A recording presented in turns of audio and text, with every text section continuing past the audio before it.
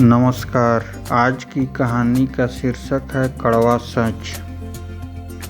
एक बार की बात है, वैशाली पर राजा चंद्रघर का शासन था। वह बहुत ही दयालु राजा थे। कहा जाता था कि कोई भी याचक उनके दरबार से खाली नहीं लौटता था। एक दिन एक गरीब ब्राह्मण दरबार में आया। उसके साथ उसके 2 अंधे बेटे थे। आदर पूर्वक राजा को नमन करके ब्राह्मण ने कहा, महाराज, मैं बहुत गरीब हूँ, अपने बच्चों को भोजन भी नहीं दे पाता हूँ। यदि यही स्थिति रही तो ये आर्थिक दिन जीवित नहीं रह पाएंगे। मैं व्यापार शुरू करना चाहता हूँ, मुझे 10 सोने की असरफी देने की कृपा करें। राजा को ब्राह्मण तथा उसके पुत्रों पर बहुत दया आई। उन्होंने अपने कोषागार से 10 असरफी ब्राह्मण को दिलवा कर पूछा, तुम इन्हें वापस कब तक करोगे?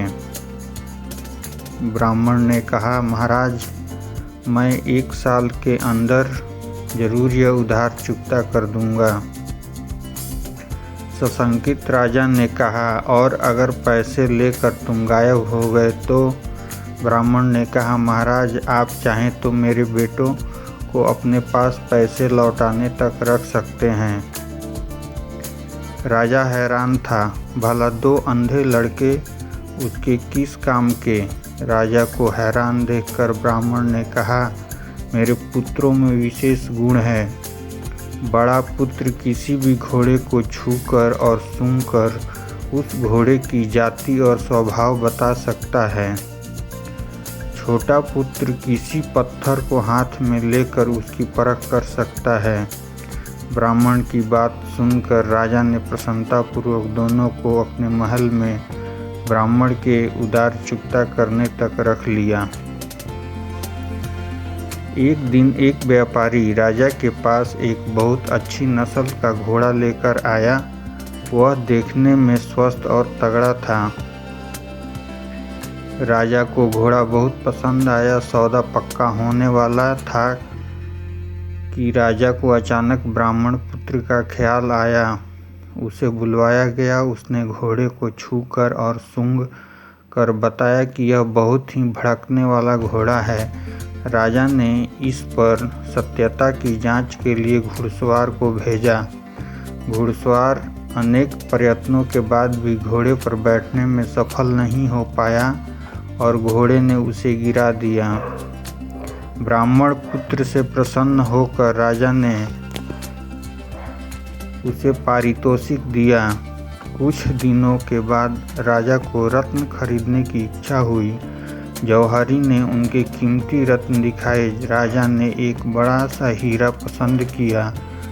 उन्होंने उसे खरीदने से पहले ब्राह्मण के छोटे पुत्र को बुलवाया। ब्राह्मण पुत्र ने हीरा हाथ में लेकर कहा, महाराज, यह श्रापित हीरा है। इसे पहनने वाले को अपनी जान से हाथ धोना पड़ेगा।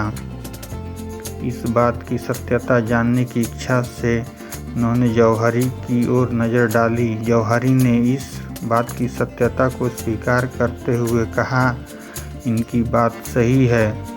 इससे पहले इसे 3 लोगों ने लिया था और उनकी मौत आश्चर्यजनक ढंग से अचानक ही हो गई।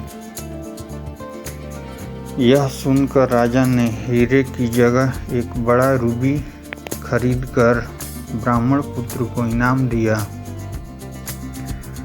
साल पूरा होते होते ब्राह्मण असरफियाँ लौटाने राजा के पास आया। उसका व्यापार अच्छा चल निकला था। राजा ने ब्राह्मण से पूछा कि पुत्रों की तरह क्या उसमें भी कोई विशेष गुण है?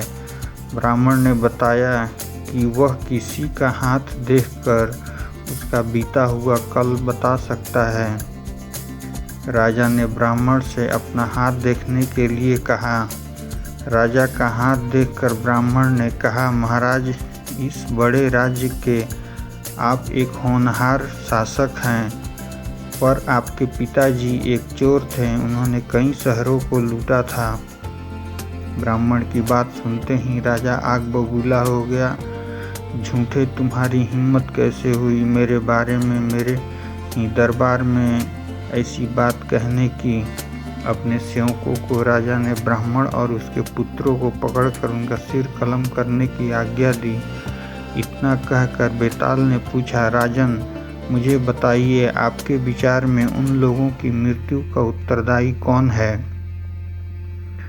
विक्रमादित्य ने उत्तर दिया, अपने और अपने पुत्र की मृत्यु का उत्तरदायी खुद ब्राह्मण था।